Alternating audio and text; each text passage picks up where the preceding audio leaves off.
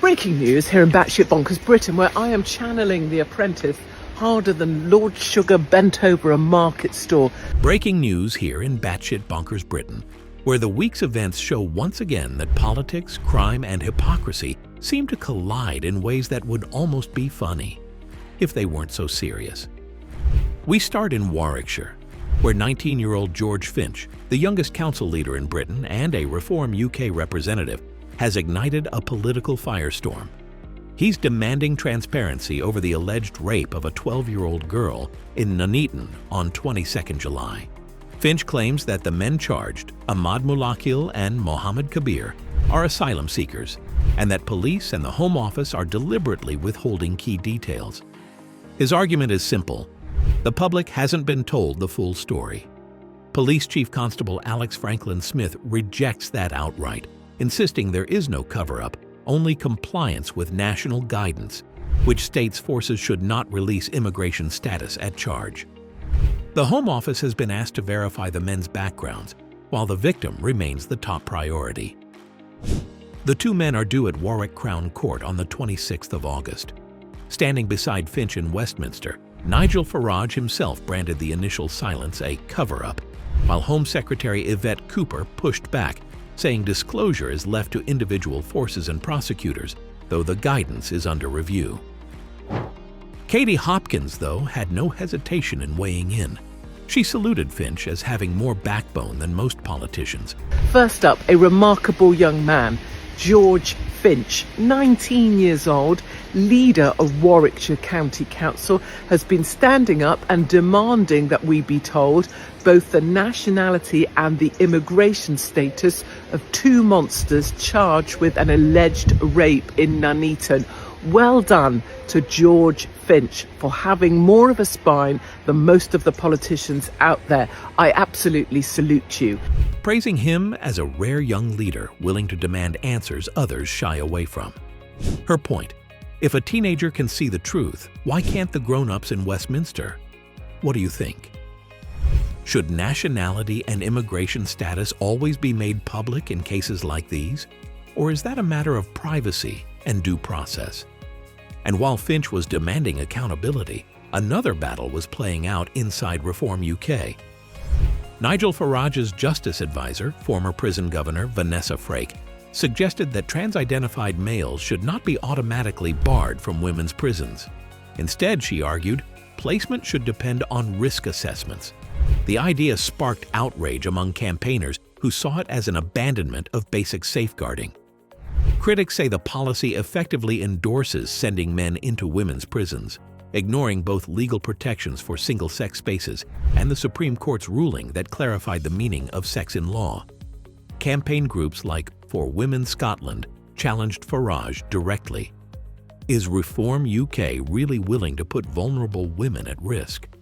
Finally, Farage has forgotten what a cock is. He thinks that an ugly bloke called Angela maybe needs to be assessed in case he can go to a female prison. You'd think he'd know what a dick is, wouldn't you? After all, he's got one heading up the Doge unit, and when he sees his own reflection in the mirror in the morning, you'd think he'd see the one on his forehead. That's it, my darlings. Batshit Bonkers Britain. Katie Hopkins was blistering in her assessment. She mocked Farage as a man who apparently can no longer tell the difference between male and female, saying he's lost the plot on women's safeguarding. To her, it was proof that politicians, even those who talk tough, still avoid facing the reality of sex-based protections. Do you agree with Katie, or do you think Farage's team is right to consider a case-by-case approach?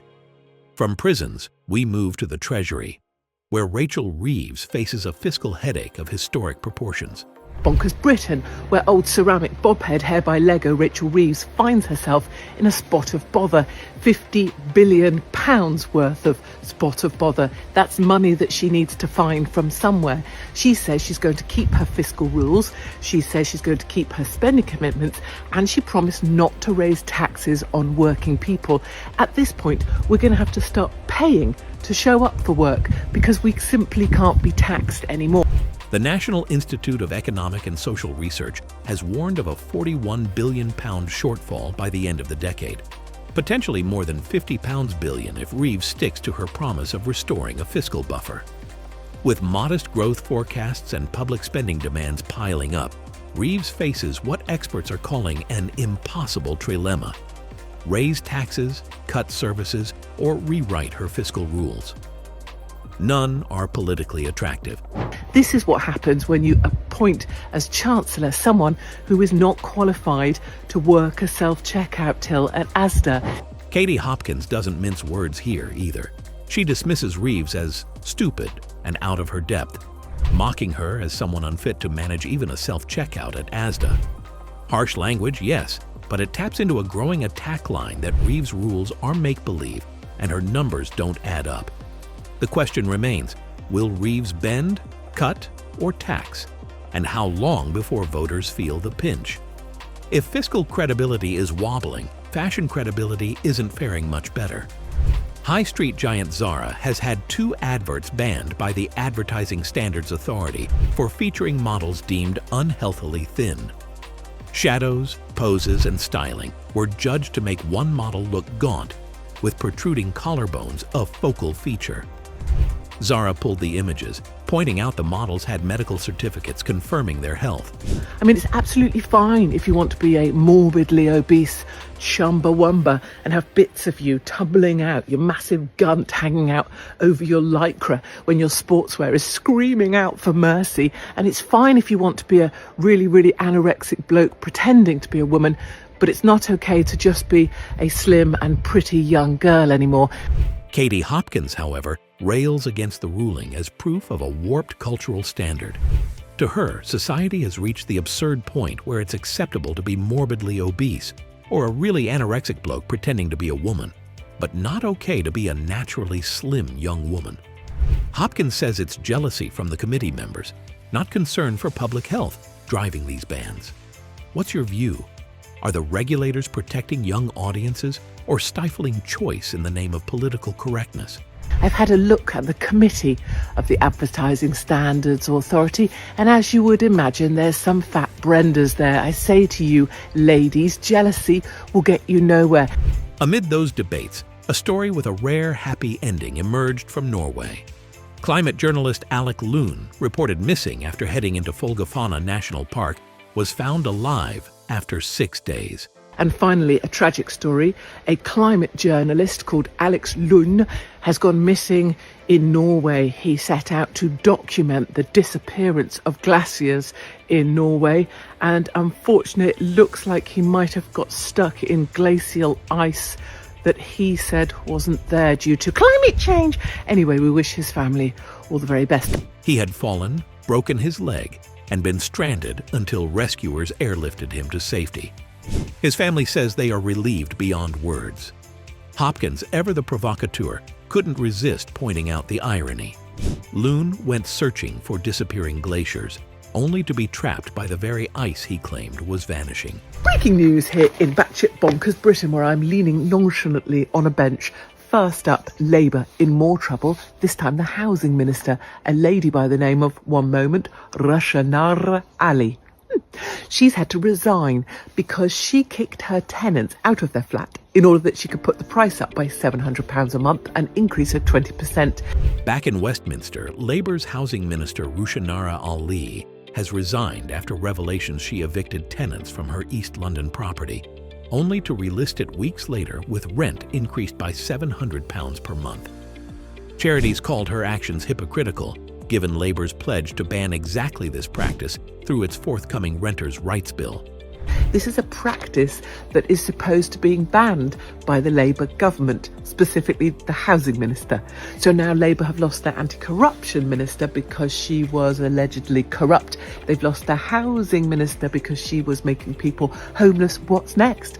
Maybe the Justice Secretary, a lady by the name of Shabana Mahmood, will get caught nicking cheese down at Asda. Ali insists she acted legally, but admitted her position had become a distraction.